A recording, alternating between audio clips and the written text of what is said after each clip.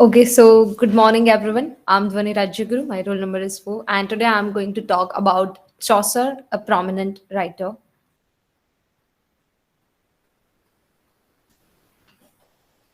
This is my personal information. Life of Chaucer. Geoffrey Chaucer, he was born around 1350 and died on 25 October 1400.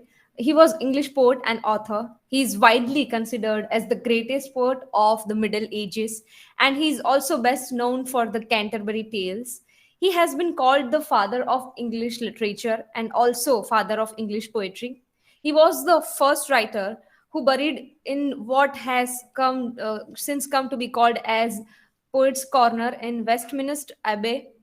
And now the literary life of Chaucer, which William J. Long divided into the three periods.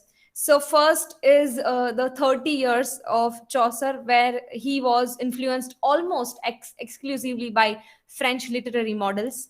Then the second period of the 15th years covers Chaucer's active life as the diplomat, and in the Italian influence seems stronger than the French in the Chaucer's life. And the third period is very much important as it is generally considered as the English period of Chaucer's life, and it is the richest development time of Geoffrey Chaucer. So now I'm going to throw the light on Chaucer's works. So the he wrote lyrics and translations in the his first period. For example, the Romaunt of Rose and the ABC were grounded in the culture of the court.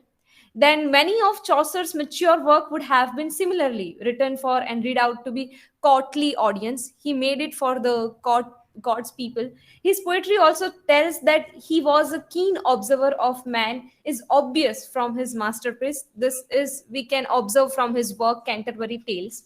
And even if we feel ignorant as what motivated him as an author, his surviving work and his testament to the fact that he managed to write some of the greatest and most original poetry in the English language.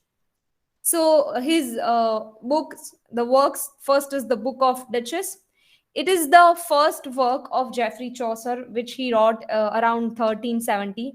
It was written for John of Gaunt. The picture is here, which is of John of Gaunt. He is the Duke of Lancaster. As a it is wrought for the memorial for his wife, and Chaucer wrote it when he was still probably in his only 20s. The second is Parliament of Fowls. This is another early work of Chaucer, and it is written around 1382, and it has a curious link with the establishment of the Valentine's Day as a romantic date in the calendar. And then third is House of Fame. House of Fame, it is very near to the Canterbury Tales. The House of Fame is still a substantial work of Geoffrey Chaucer, in which poet falls asleep and dreams he is in the glass temple, and the prompts Chaucer to consider what fame actually is and the relation between the poets and the fame. Now the important play of his the work Canterbury Tales. This is not poet, but it is written in a storytelling contest. It is begin in the 1380, and unfinished because when Chaucer died in 1400, so this was unfinished work of Chaucer. It has the general prologue. He sets in the scene of group of pilgrims traveling from London to Canterbury to visit the shrine of Saint Thomas Becket, and it is written in the storytelling constant. This is overcarrying plot or frame provides a reason for the pilgrims to tell their stories, which reflect concerns sparked by the social upheavals and the late medieval England. So now what makes him most prominent? He has some specialities that was never seen before Chaucer. So first is humor of Chaucer. He is regarded as the first great humorist because no English literally works because before him revealed humor in the modern sense. He was the only one before, in that time. Chaucer's humor is always sympathetic. It has also natural and spontaneous speciality in his humor. Then Chaucer's narrative arc, that is also second important characteristic that make him prominent.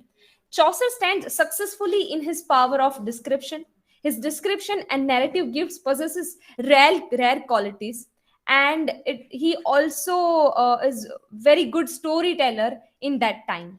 And the dramatic element, this is he was actually a dramatist.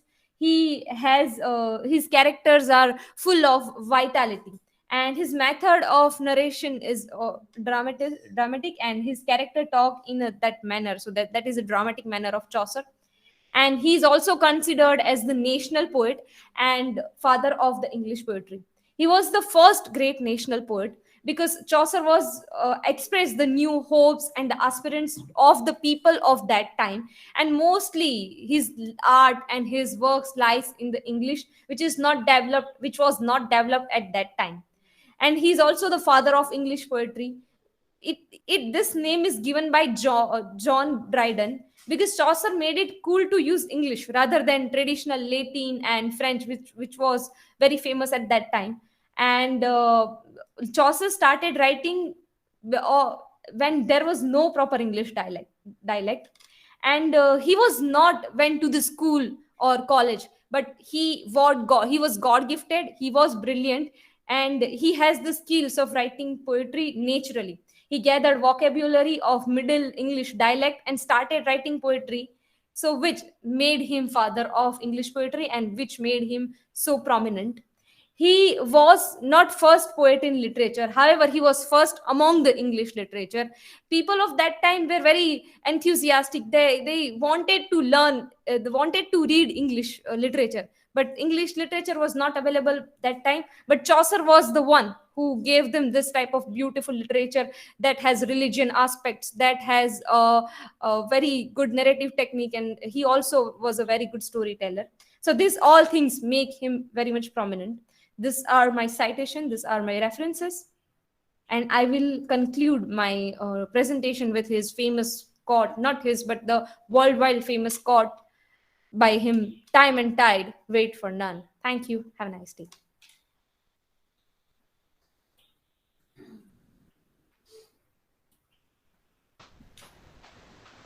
Yes, Dhwani. Why Chaucer is the considered the first great national poet? Because he expresses the new hopes. Just because of that, people were started reading English what they wanted to read. And also he has aspirants of the uh, good techniques in his writing. Yeah. As you say, he used narrative technique. What kind of narrative technique he used? uh, Mostly the poetry, the narrative technique, uh, the dramatic element was there in that, but I'm not definitely sure.